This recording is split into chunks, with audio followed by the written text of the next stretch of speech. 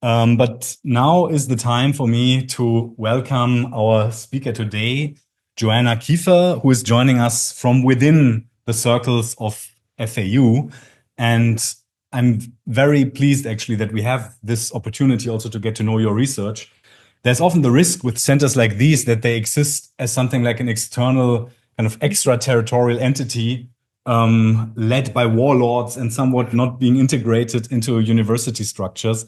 And we have the sincere intention to avoid this and to integrate our center also really within FAU rather than beyond it. And so we want to actively reach out to colleagues who work on themes that are related to our interests. And Joanna is definitely one of them, joining us from the institute that I'm also involved in, the Institute of Sociology here at FAU. Title of her talk today will be Practices of Multiple Religious Affiliation, Spatial and Practical Negotiations in Havana, Cuba. And I'll say a few words about her CV as well. So she's currently working at an advanced stage on her doctoral dissertation on religious pluralism and boundary making in Cuba. She has studied originally in Leipzig and Havana, social sciences, philosophy, cultural studies, and theology, and then took a master degree in the field of cultural studies, science and culture at University of Leipzig, including also a study abroad phase at Hebrew University in Jerusalem, Israel. She's now, since 2020, a doctoral researcher at FAU, has already done 2 extensive DAAD-funded fieldwork stays in Cuba, where she was also a researcher at the University of Havana. And she's also an associate researcher and involved in the Sonderforschungsbereich, the kind of special, what's the exact translation of Sonderforschungsbereich, the official one? Well, in one of the large funding formats of the DFG, which is actually based primarily at TU Berlin, and it's called Refiguration von Räumen, so very much interested in refigurations of spaces. And there is an axis between that SFB and FAU, embodied by colleagues, including Joanna. And so I'm very pleased, Joanna, that you're here. Very much looking forward to your talk. Thanks also for taking up the challenge of linking your work to what we are doing. And with that, yeah, I look forward to your presentation.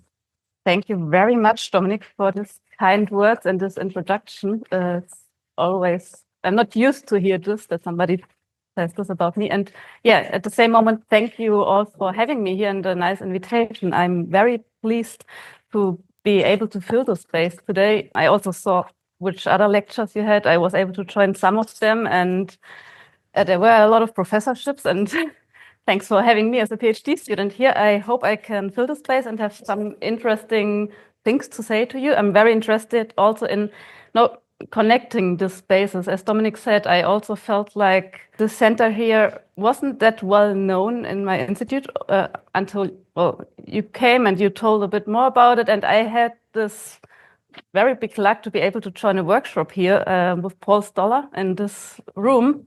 And he inspired me also to write some different things I wouldn't have written before maybe, and I gonna put something in of this also in my lecture today. I guess you're gonna find this, and let's keep going and start. Let's just jump right in with a story, a little story. That's what I learned from Paul, and come with me to Havana on one of my research days. Sorry, one disclaimer before I start. I was kind of sick last week, so if I have to take a bit more often a sip of water, I'm sorry for this. Sweat is pouring down my forehead as I got off my bike. Call Margarita. Are you down there? Yes. Wait, I'm coming. Shortly, I'm gonna have to insist again to carry the bike up alone. Clack, clack, clack, clack. Would you like to come in? Yes, thank you. That's done. The narrow staircase stares at me, but I breathe in the silence and pace as the door falls back into its lock. How beautiful it could be if someone had taken care of it. The edges of the tiles are chipped, the patterns are no longer completed, and the yellow is peeling off the wall, no longer mimicking the sun that has remained outside the doors. Someone has been cooking beans, and the slamming of the door echoes downstairs. It's dark and my eyes are only just beginning to see the last few meters of the upward climb.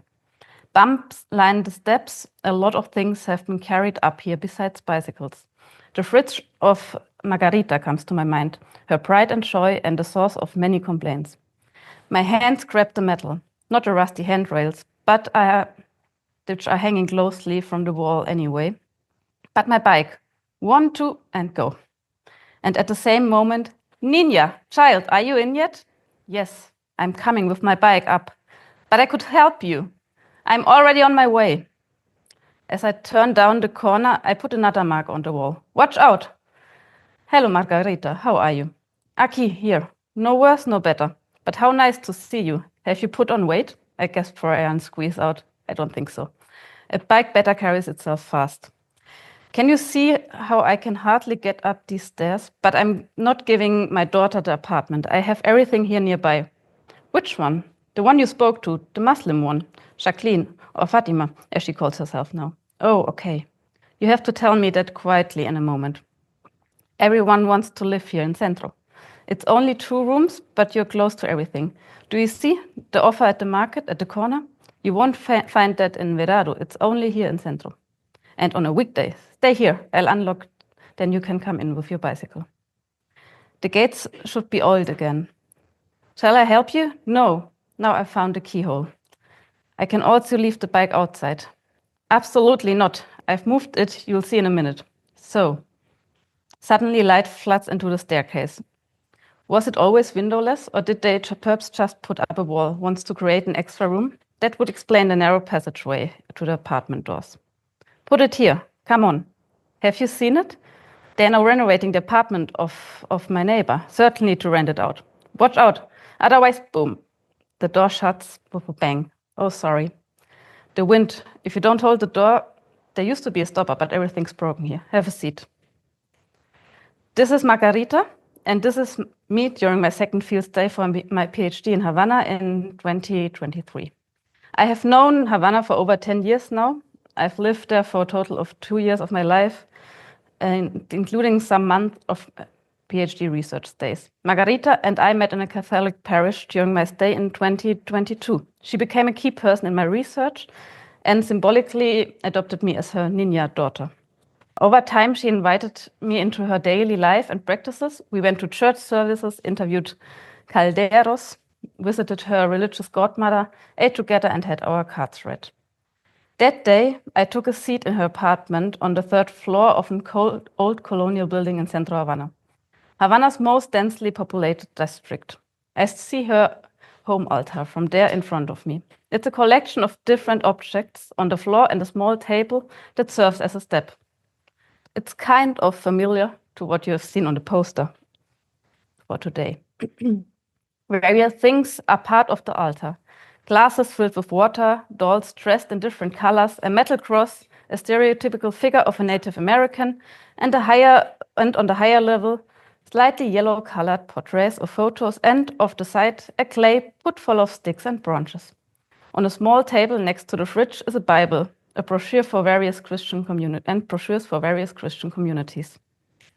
Later in my research, I conducted group interviews with natural groups, including Margarita and her daughters. At the end, I asked everybody to state their religious affiliations in a questionnaire. Margarita's daughters have changed from one religious affiliation to another several times in the course of their lives. But at the time of our interview, they have not done this for almost 5 years. One daughter is a Jehovah's Witness, and the other one is a Muslim. Margarita states the following religious affiliations: Regla de Ocha, Regla de Ifa. The dolls in the altar, which are orichas or santos, or Catholic saints, I come back to this, refer to both. Yoruba, usually the self-designated name for the practices of Regla de Ocha Ifa, and referring to the ethical and linguistic origin. Palomonte, a religious practice originally from Congo in the Cuban version, and the Naganga Renda, like the pot I was talking before with the palos, indicated this. As well, Spiritism, the glasses on the house altar refer to this, and Christianism and Catholicism. The self-assigned religious affiliations listed here and the diversity of these are not uncommon in Havana, nor is the diversity of religious affiliations within a family. Margarita is a person who, as I would call it, has different religious affiliations. In Cuban academic discourse, the concept of multireligiosity is often used. It is a typical phenomenon in Cuba, and I will come to the religious historical backgrounds and semantics later. Margarita is baptized Catholic and initiated in the other affiliation groups mentioned. She practices all of them, and this is also reflected in her home altar. An analysis of this from the point of view of material religiosity would certainly also be interesting, but well, that's not the task for today. So let's come to the topic I want to talk about today, which are practices of multiple religious affiliations and their spatial and practical negotiations in Havana, Cuba. And I come back to Margarita later. First of all, I want to just give you some context, like what is my PhD project about, what's the background of this, some context of the history of religion in Cuba. I don't want to stay into this too long, but I think it's also necessary to walk through this. And about the term of religion in the field, like kind of a controversial concept, but I think I don't have to tell this to everybody here. And then I tried to do what Dominic mentioned. I was wondering, what about esotericism in my research? I have some reflections on this, but I would also like to maybe go into this deeper in the debate. Then I come to the practical and spatial management of the multiple religious affiliations. I'm going to present you some heuristics I'm working with in my PhD. And then I will focus on places and subjects, like in kind of a comparison, and in the end, jump to the conclusion. It's all work in progress still, so I'm happy for comments. And we'll start with a bit background, like about the religious plurality in Havana, Cuba, and my project. My project, it's changing the working title from time to time. At the moment, it's Religious Plurality in Havana, Cuba. And since I studied in Havana in 2014, I've always found it fascinating how many different religious affiliations have come together in groups of friends or families, as I pointed out in the example of Margarita.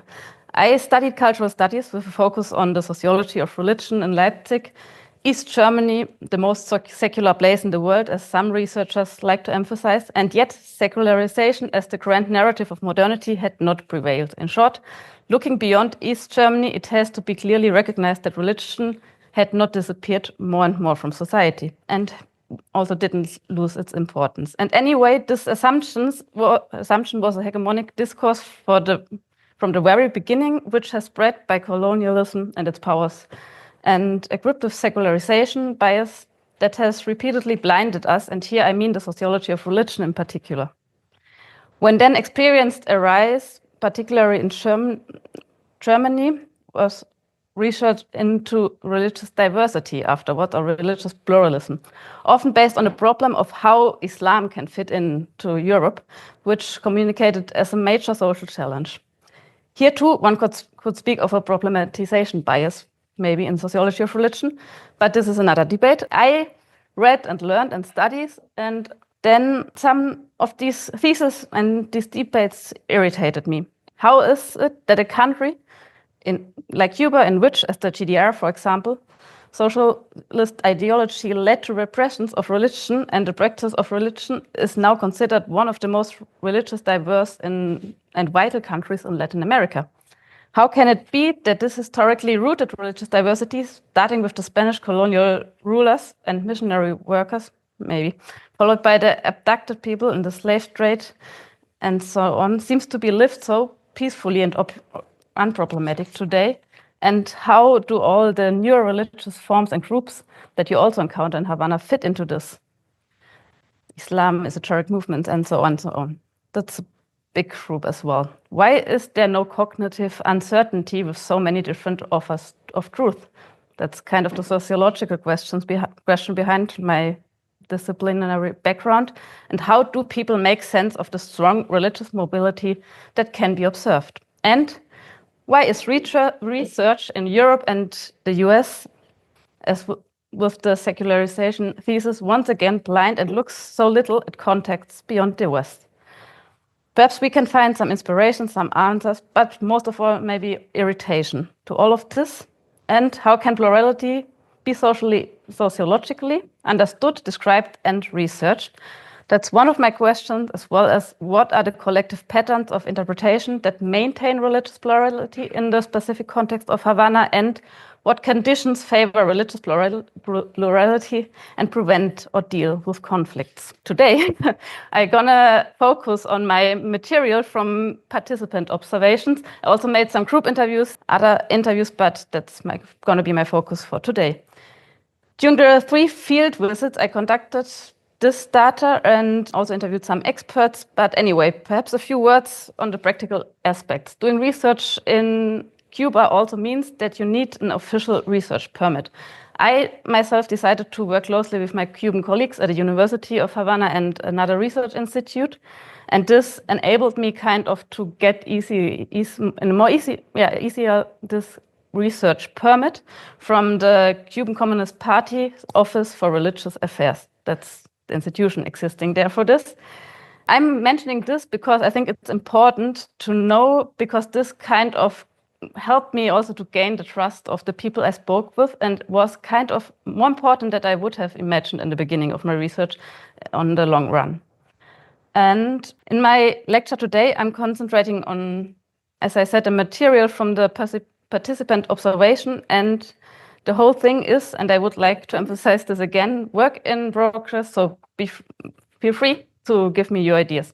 Why Havana? Here you can see a historical map of Havana from 1883. With more than 2 million inhabitants, the capital of the political and cultural center of Cuba can be seen as a focal point of religious diversity within the meaning of the so-called urban religion argument. Density and heterogeneity as well as religious diversity characterize this urban center of Cuba. Meanwhile, the interface between religion and the city is a growing field. Havana's plural religious landscape can also be traced back to mobility and migration, following on line with the assumptions of this field of the interface between urbanity and religion in sociology. However, at this point, I would like to contradict the assumption of the increasingly emerging urban religion. This is not a new or even modern phenomena, but it's historically rooted in Cuban society, identity, and particularly colonial history. Or, in the words of my esteemed colleague, René Cárdenas from the University of Havana, we have always had postmodern religiosity here. So we need to take a look at the history. I will deal with this fairly quickly, so that I can get to my material as soon as possible, which is certainly a bit more exciting. So the religious history of Cuba is hard to where to start, but there are hardly any reliable figures or numbers on religious affiliation at the moment in Cuba. Also, Cuban researchers I got to know have been fighting for years now to include the questions in the regularly taken census. The political leadership has not changed its position. The figures that do exist should therefore be viewed with a lot of caution, and I won't bring up any figures here, as there is generally no information of how they were figured out to get these figures. Nevertheless, according to the famous Pew Research Center of Religious Diversity, the Religious Diversity Index states that Cuba is the country with the most pronounced religious diversity in Latin America, despite, or perhaps because of, a historically tense relationship between the state, especially state socialism, and religion. But first things first. The religious history of Cuba can be told as a transcultural history of entangled history of the relationship in the meaning of this paradigm of entangled histories.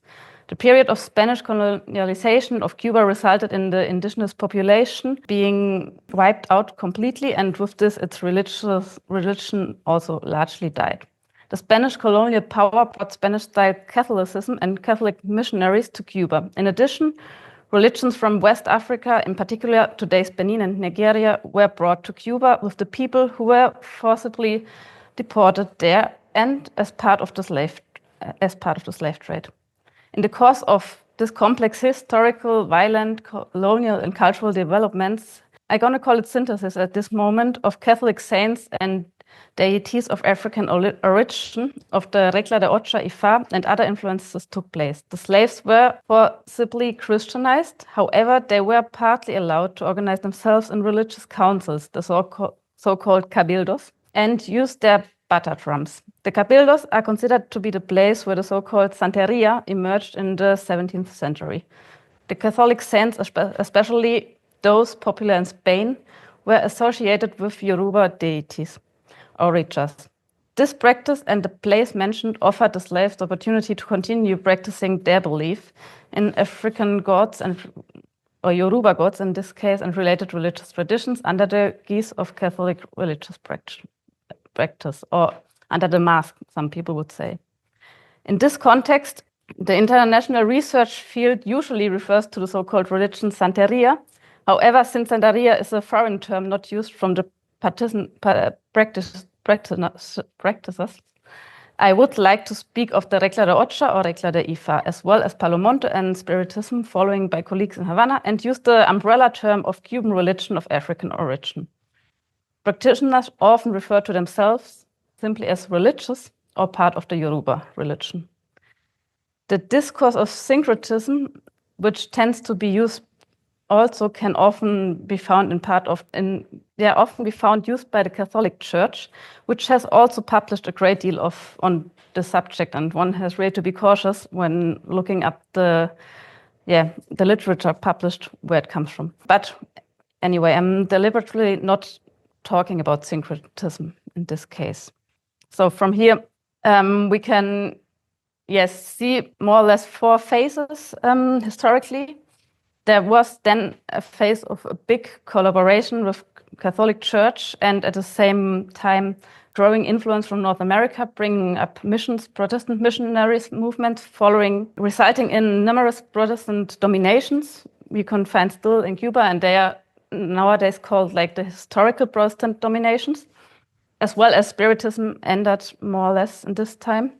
And in addition, an expansion of this time with the establishment of a socialist state following the Cuban Revolution in 1959, scientific atheism inspired by the Soviet Union was proclaimed, and this was followed by decades of confrontation between churches and religious communities and the state.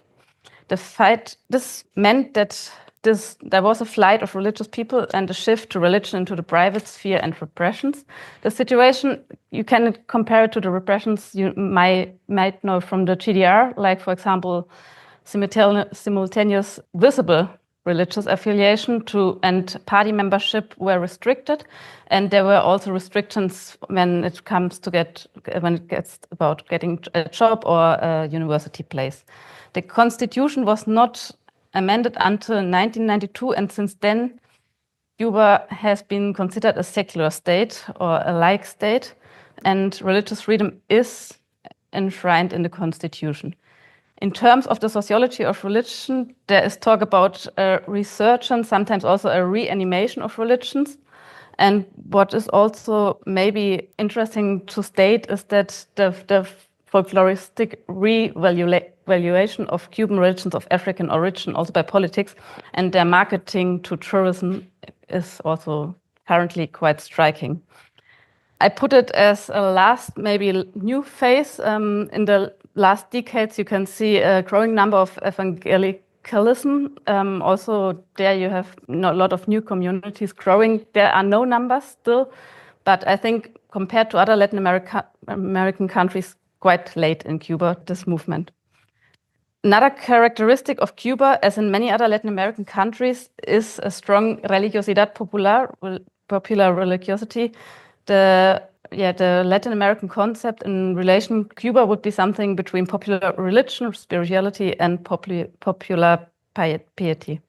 Today, I am particularly interested in the overlapping between the Catholicism and the Cuban religions of African origin, especially the Regla de Ocha Ifa. So, before I come to this, what do I mean when I say religion? Is it all religion or what? The multi-religiousness that was already expressed in the example of Margarita brings me to this topic that I would like to discuss, namely the conceptualization of religion and religious affiliations. I am now talking about religion as if it were clear what I mean by that. I certainly don't have to tell you that this is not that easy. And it probably comes as no surprise for anyone here in this circle that the concept is very Eurocentric, Christocentric, and in science, or you can say following the colonialidad del poder, using the words of the Peruvian sociologist Quijano, coloniality of power. And this is also reflected in my research and encourages a reflexive approach. On the one hand, I naturally introduced kind of a concept of religion to the field and quickly realized that this does not get me very far, especially in my interviews. So I decided to put everything under analysis and to ask what is actually meant when we talk about religion or related terms. I used, therefore, ethnosemantic analysis for this and quickly became clear that in my field of research, there's a very big religious ambiguity. I may not go into what I mean with this because I think most of you know the Eurocentric, Christocentric criticism of the term of religion. But what I was doing was asking, in this ethnosemantic analysis, asking myself or my field notes, my interviews, what is the everyday understanding of religion that comes to light in my data? How is this negotiated? Which concepts of contrast are used? And where are boundaries or overlaps negotiated and observed? And there might be, it gets easier when I tell you an example of this. I formed a taxonomy of religioso or religiosa, like religious. And when people say of themselves, I'm religious, they normally don't mean what maybe people mean when they in Germany say that they are religious. They mean that they are a practitioner of one or many different Cuban religions with African origin. That's what is meant by this. And everybody knows this.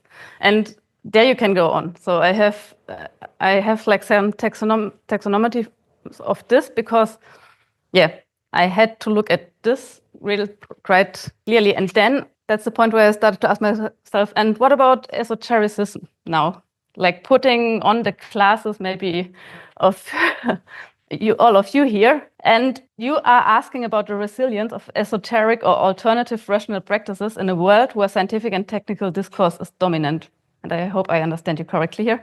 And you describe esoteric practices in your project outline as prediction of and attempts to control and manipulate contingent life events. So in my fieldwork, esotericism wasn't a concept at all, with which I approached the field of my research. And coming into contact with you, I asked myself, okay, where would I locate or identify esotericism in my research field, and why didn't it come up as a category? The answer is quite easily following my previous remarks on taking the ethnosemantics of my research field seriously. My first finding is that esoteric is not an ethno concept in my field. It's just not used. I was also able to discuss this briefly with some Cuban colleagues, which confirmed this impression once again. So that's one part.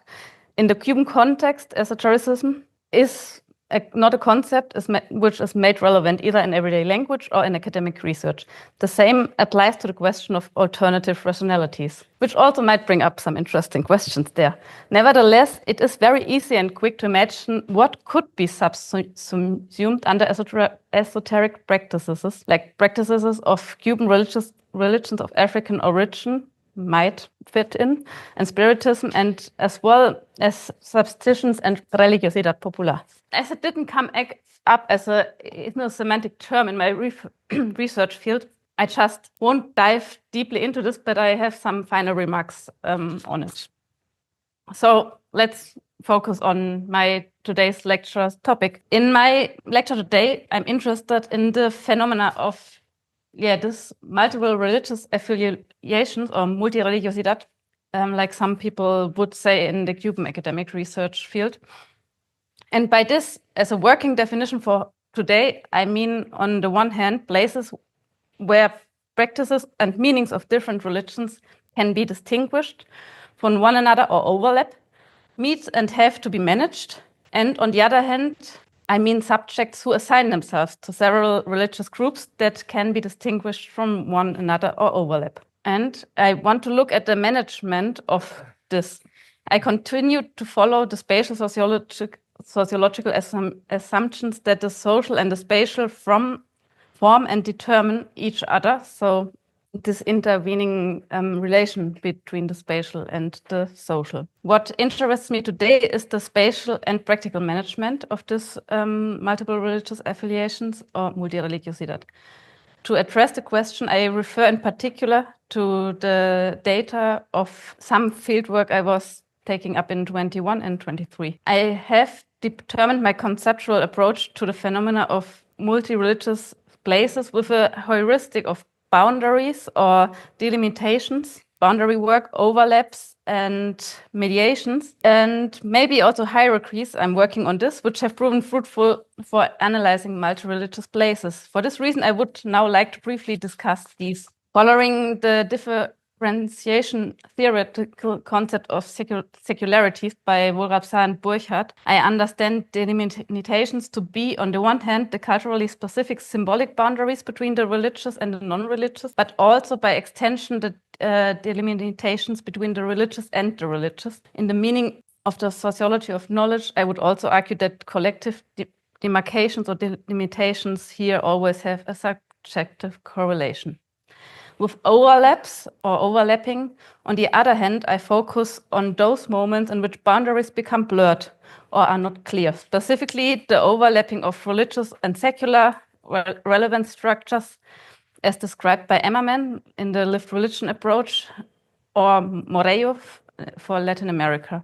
In addition, this should sharpen the critical view of religious third spaces, hybridity, and transculturality, to use a term from the Cuban anthropologist Fernando Ortiz.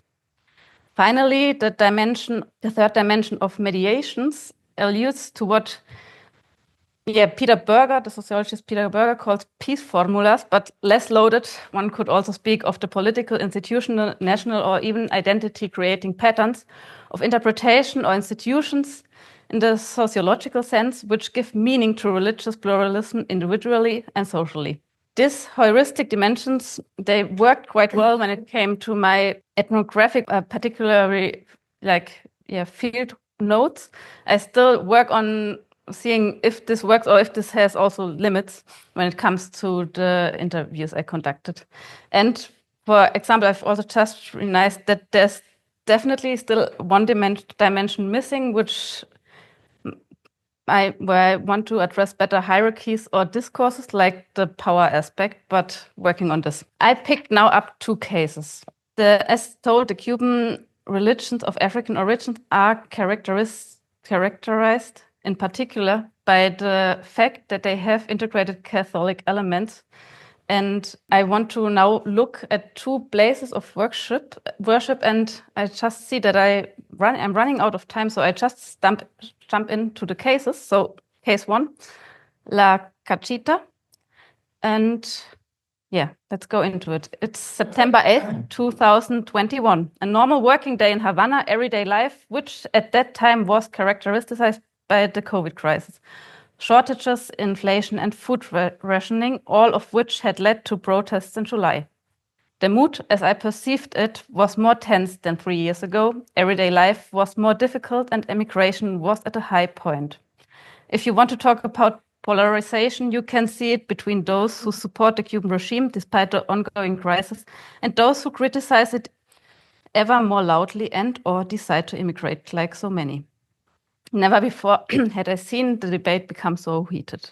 In the church, which is consecrated at the name of the Virgin de la Caridad, 3 services take place on the day. I attend all of them. The church is located in Centro Havana, the district with the highest population density in Cuba. You could almost miss the church.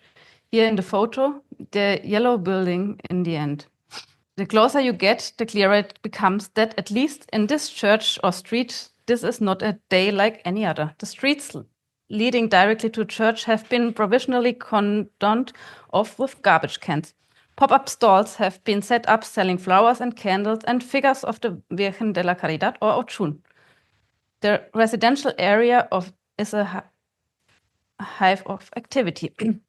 And something else is striking, the presence of the color yellow. Yellow sunflowers, yellow candles, yellow umbrellas, yellow clothing. The color yellow stands for the goddess Ochun, and for many also for the Virgen de la Caridad. Color codes are a central feature of Cuban religions of African origin. For the goddess Ochun, a main goddess of great Orisha in the Santeria pantheon of deities, it is the color yellow. Believers who are close to her, or daughters or sons of Ochun, often wear yellow necklaces and bracelets. Symbolism also includes the sunflowers as a flower associated with her. Ochun is the goddess of love, fertility, beauty, and also wealth, whereby her various caminos, Spanish for path, have different emphases. She is honored through offerings as guided ceremonies and a domestic altar at home or in Catholic churches. This also includes laying down sunflowers or lighting candles. The Virgen de la Caridad del Cobre, the brave-hearted Virgin of Cobre, who is also the Catholic patron of Cuba, is equated with the goddess Ochun, deity of love, fertility, beauty, and wealth.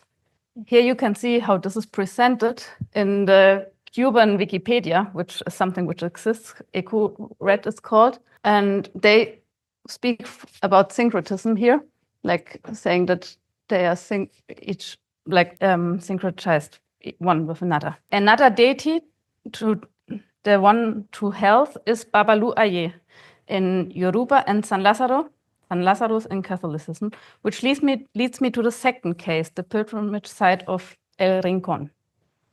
It was exactly 2 years ago, on the night of December 16th to 17th, 2022. This was funny when I recognized preparing this, that I traveled with colleagues from a Cuban research group to El Rincon, the pilgrimage site of San Lázaro, Babalu Aye. We will spend the night there as many believers and practitioners do according to custom. I'm there and watch the celebration of Babalu Aye and San Lázaro. It's crowded, it smells of sweat and candle wax. It's loud and at the same time so quiet as the silence and darkness of the night settles over the square full of people. People who have a clear direction and are pushing forward, and I follow forward with them again tonight in search of an answer. When will the church service take place this year, and how can it be that nobody knows? There are priests at a barrier, and as I am approaching or get approached, I seize the opportunity. It is not one of the young priests, but neither is it one of the oldest.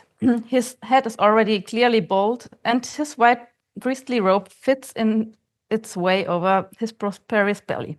His gaze is fixed. He stands there and accepts offerings and blesses people, like in a production line. Excuse me, what time will the service take place this year? The service? Yes, there's always a service at night. I was told at 11 or 1, or others say at 5 in the morning. I would like to attend. Oh, well, he is confused. Apparently, I know more than he would have expected. Yes, the service in the church.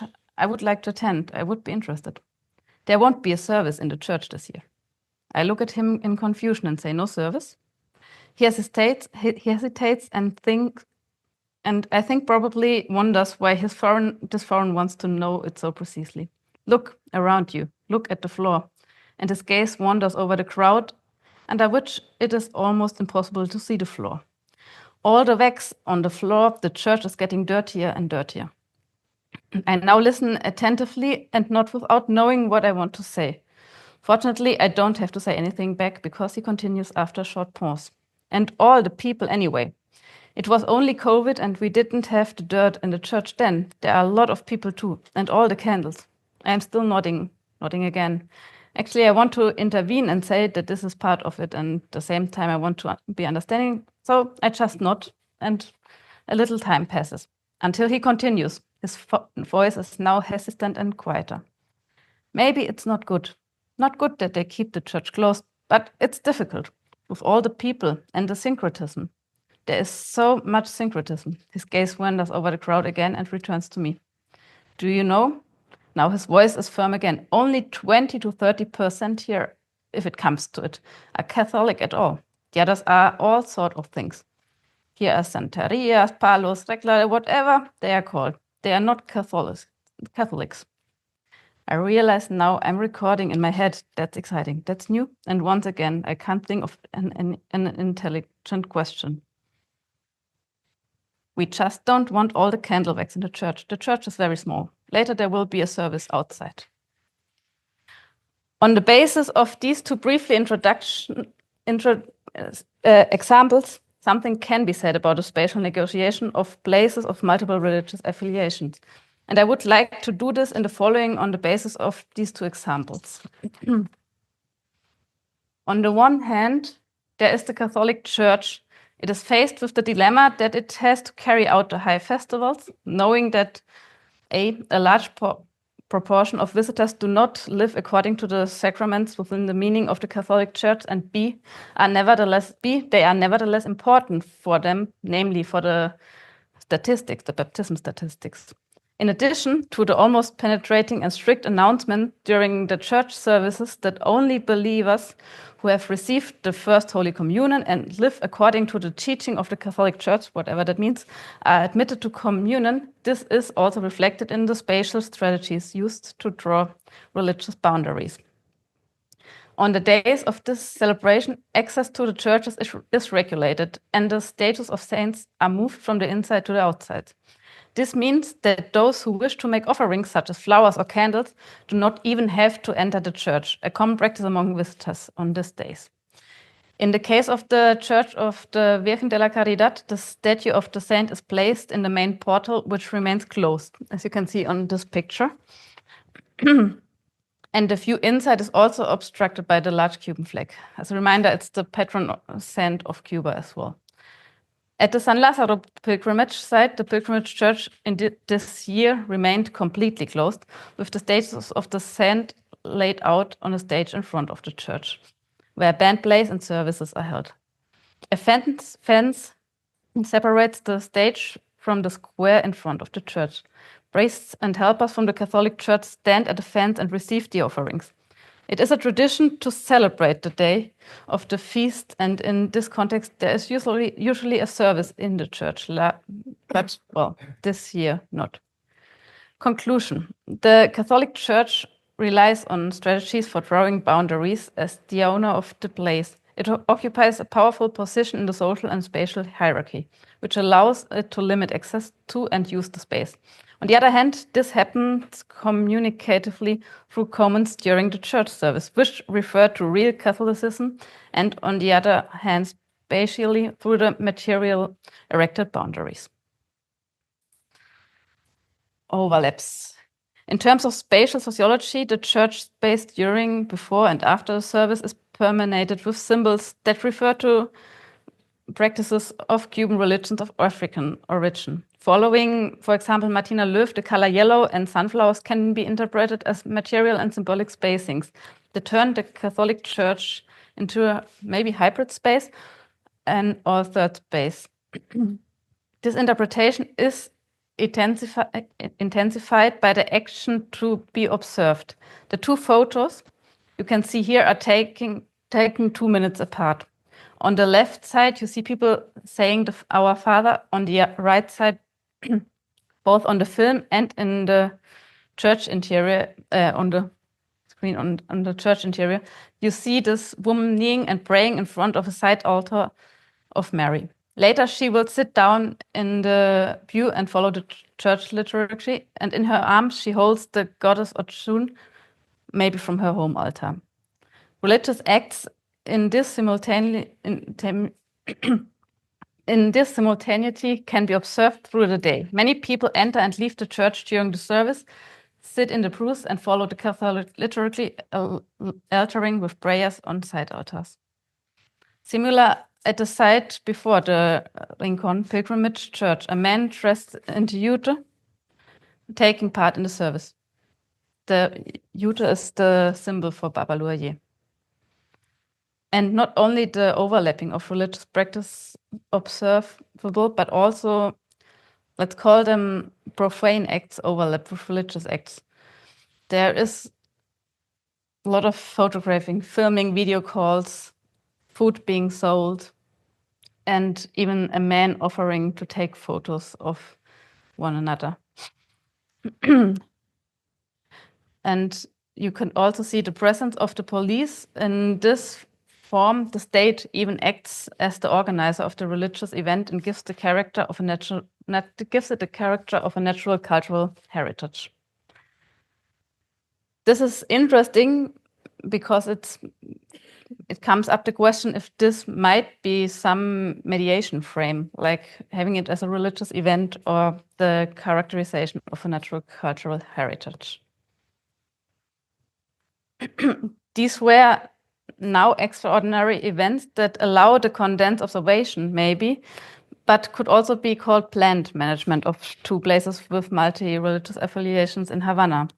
However, leave us in the dark with regard to the everyday figures of multi-religiousness. I would like to pursue this aspect as a possible spatial urban experience, more experimental in the following, and thus also last part, coming back to Margarita. And I'm gonna jump and let's change the location. Centro Havana on an ordinary Sunday. The same church, the Church of the Virgen de la Caridad in Centro Havana in November 22. I sit in one of the back rows during the service and follow it. As is the case every Sunday and also during some other days, some of these presents leave the service as soon as the communion wafer is distributed. From my seat, I can see Margarita and Ronaldo. That's what I call them here again. They are standing in the queue for communion. I met them both during one of my visits to the services here, and we have arranged to meet for a group discussion later date. When the service is over, I wait for them at the exit. It takes a while for them to come out, as Margarita would like to speak to the priest. She does this every Sunday. He already knows her, as do many other members of the congregation. It has become a habit for me to walk with them after the Sunday service, as their apartment is not far from my bus stop, or alternatively, the Pentecostal church, which I sometimes attended Sundays afterwards. Margarita and Ronaldo come up to me and we greet each other. Margarita is executed. The priest can probably get me the medicine she needs, she says. She had already given him a note with the name of the medicine 2 weeks ago. She goes on to say how much she enjoyed the sermon and whether it felt the same way for me. We start our walk along Calle Manrique. Margarita greets the woman selling flowers in front of the church and the woman who runs a store selling religious items diagonal opposite side from the church. We stop briefly and take a look inside. Margarita seems to be looking for something specific.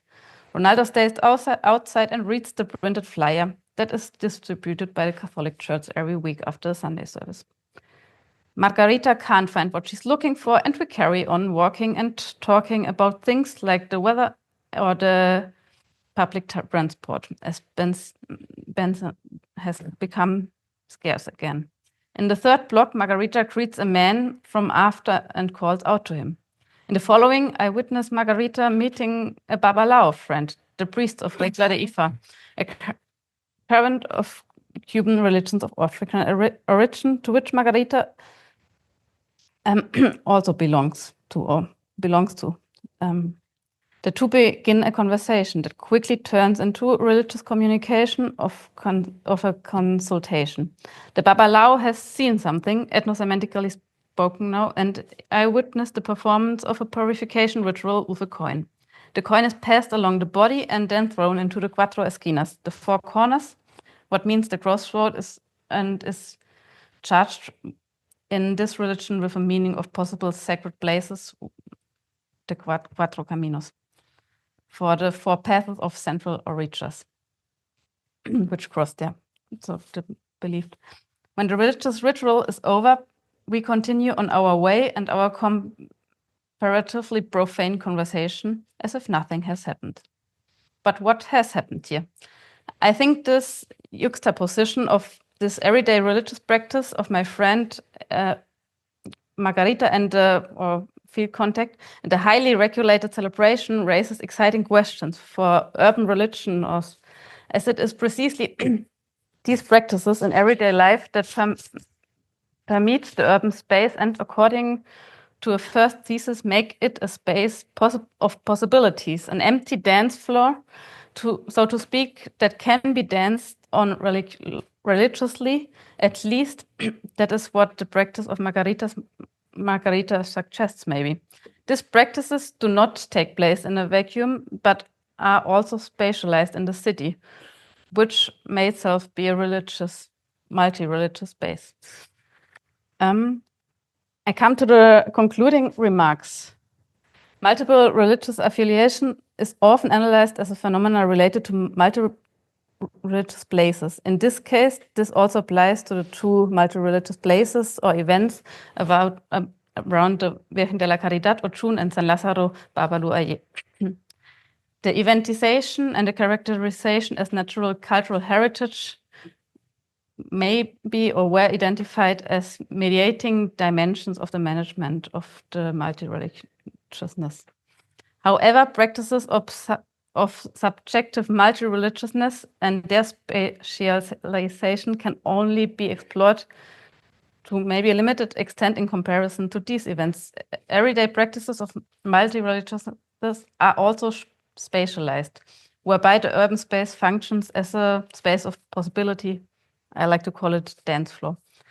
And to what extent is the religious playground and the overlappings, jumpings, and dancing, or maybe esoteric practices as well as practices of obtaining medicines or money that I have been able to observe, found as correlation on a social level. And can it maybe tell us something about this also relation of alternative rationalities with not alternative rationalities?